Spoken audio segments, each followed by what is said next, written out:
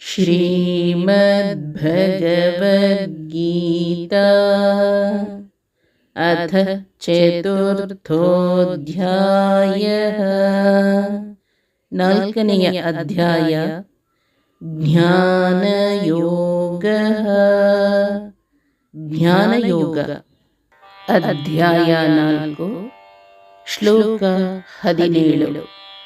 ಶ್ರೀ ಭಗವಾನ್ ಉವಾಚ ಕರ್ಮಣೋ ಹ್ಯಪಿ ಬೋದ್ಧವ್ಯಂ ಚ ವಿಕರ್ಮಣಃ ಅಕರ್ಮಣಶ್ಚ ಬೋದ್ಧವ್ಯಂ ಗಹನಾ ಕರ್ಮಣೋ ಗತಿಃ. ಶ್ರೀಕೃಷ್ಣ ಹೇಳಿದರು, ಕರ್ಮದಲ್ಲಿ, ವಿಕರ್ಮದಲ್ಲಿ ಮತ್ತು ಅಕರ್ಮದಲ್ಲಿ ತಿಳಿದುಕೊಳ್ಳತಕ್ಕ ವಿಷಯಗಳುಂಟು. ಏಕೆಂದರೆ ಕರ್ಮದ ಗತಿಯು ಕಷ್ಟವಾಗಿರುವುದು. ಕರ್ಮದ ನಿಜ ಸ್ವರೂಪದ ಬಗ್ಗೆ ತಿಳಿಯಬೇಕಾಗಿದೆ.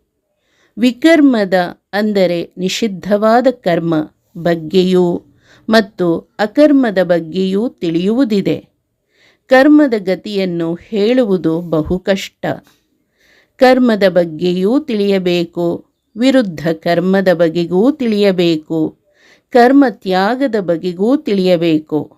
ಅಂದರೆ ಕರ್ಮವನ್ನು ನಮ್ಮಿಂದ ತಿಳಿಯಬೇಕು, ವಿಕರ್ಮವನ್ನು ನಮ್ಮಿಂದ ತಿಳಿಯಬೇಕು, ಅಕರ್ಮವನ್ನೂ ನಮ್ಮಿಂದ ತಿಳಿಯಬೇಕು. ಕರ್ಮದ ನಡೆ ನಿಗೂಢವಾದದ್ದು. ಯಾವುದು ಕರ್ಮ, ಯಾವುದು ಅಕರ್ಮ ಎನ್ನುವುದು ಜ್ಞಾನಿಗಳಿಗೂ ಕೂಡ ಗೊಂದಲದ ವಿಷಯ.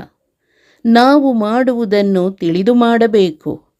ನಮ್ಮ ಕರ್ಮ ಜ್ಞಾನಪೂರ್ವಕವಾಗಿರಬೇಕು. ಆದ್ದರಿಂದ ಕರ್ಮ ಎಂದರೆ ಏನು ಎನ್ನುವುದನ್ನು ಮೊದಲು ನಿನಗೆ ಹೇಳುತ್ತೇನೆ.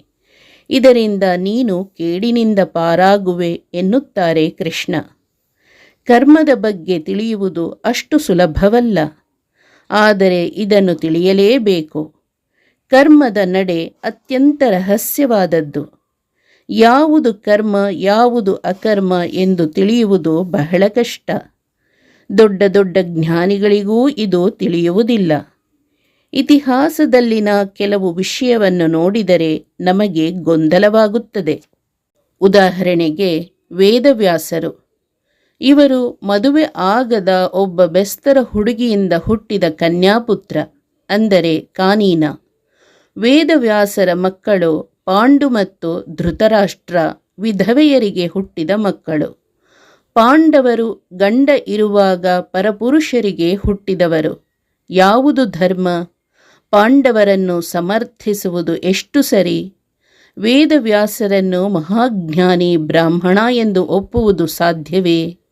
ಈ ಉದಾಹರಣೆಯನ್ನು ನೋಡಿದಾಗ ಯಾವುದು ಧರ್ಮ, ಯಾವುದು ಅಧರ್ಮ, ಯಾವುದು ಸರಿ, ಯಾವುದು ತಪ್ಪು ಎನ್ನುವಲ್ಲಿ ನಮಗೆ ಗೊಂದಲವಾಗುತ್ತದೆ.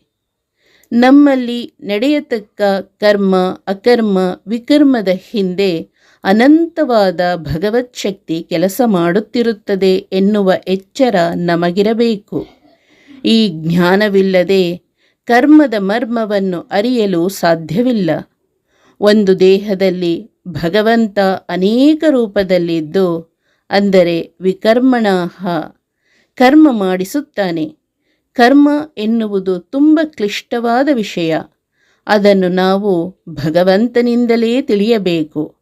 ಮುಂದಿನ ಶ್ಲೋಕಗಳಲ್ಲಿ ಕೃಷ್ಣ ಕರ್ಮದ ಮರ್ಮವನ್ನು ವಿವರಿಸುತ್ತಾರೆ.